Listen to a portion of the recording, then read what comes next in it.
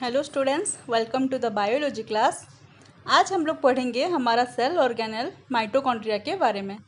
इससे पहले हम लोगों ने endoplasmic reticulum, lysosome, Golgi apparatus ये सब के बारे में पढ़ चुके हैं।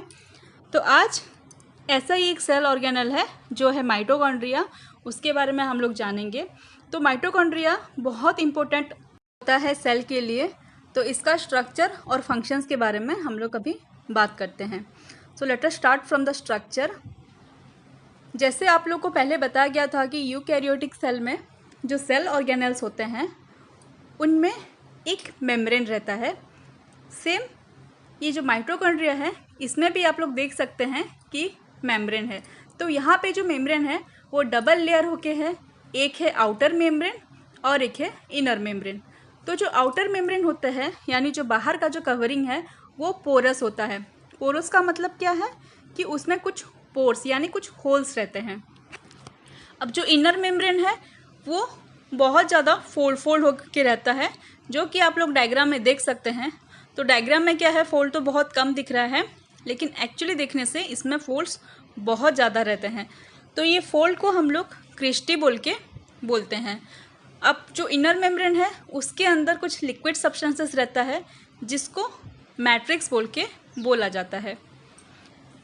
अब जब हम लोग पढ़े थे न्यूक्लियस के बारे में, तब मैंने आपको बताया था कि न्यूक्लियस में क्या होते हैं, क्रोमोसोम्स रहते हैं और उसके साथ जो क्रोमोसोम होता है उसमें डीएनए भी रहता है।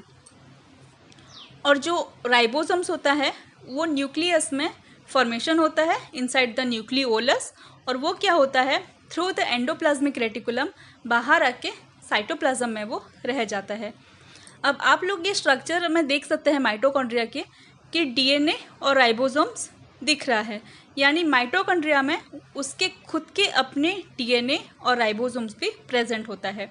इसीलिए कुछ प्रोटीन माइटोकॉन्ड्रिया अपना खुद का भी बना सकता है।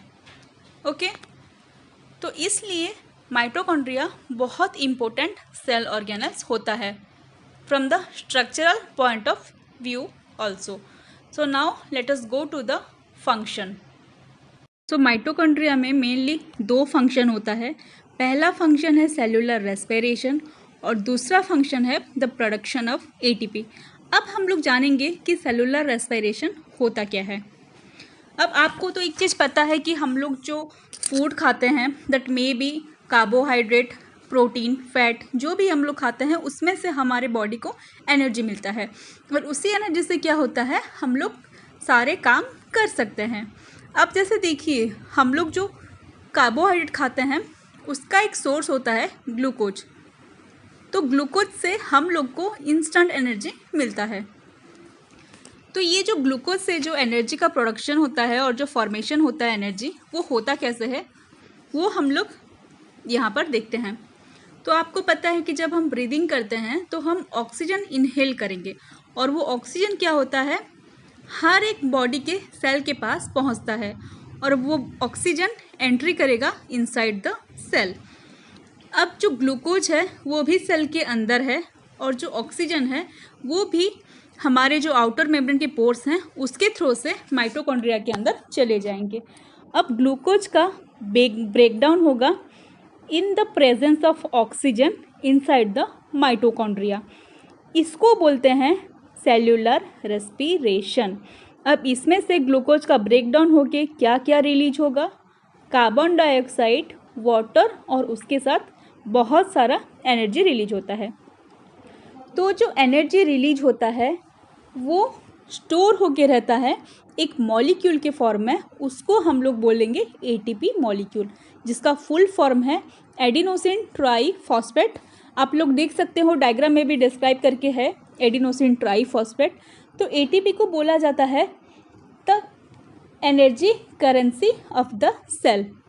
तो इसका मतलब क्या है कि जब भी हमारे सेल में कोई फंक्शन होता है, जैसे कि मैंने आपको बताया था the formation of different enzymes, hormones and proteins, इसके साथ और भी जो फंक्शंस होते हैं mechanical work and chemical reactions, वो सब के लिए सेल को एनर्जी चाहिए होता है।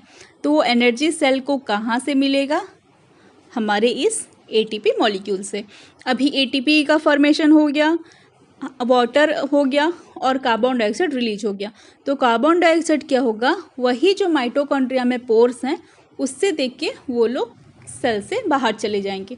और इस तरह के हमारे बॉडी के हर एक सेल में जो कार्बन डाइऑक्साइड प्रोड्यूस होगा, जब हम लोग ब्रीदिंग करेंगे उसी कार्बन डाइऑक्साइड को हम लोग एक्सहेल करके हमारी बॉडी से बाहर कर देते हैं, क्योंकि कार्बन डाइऑक्साइड हमारे लिए एक हार्मफुल केमिकल होता है।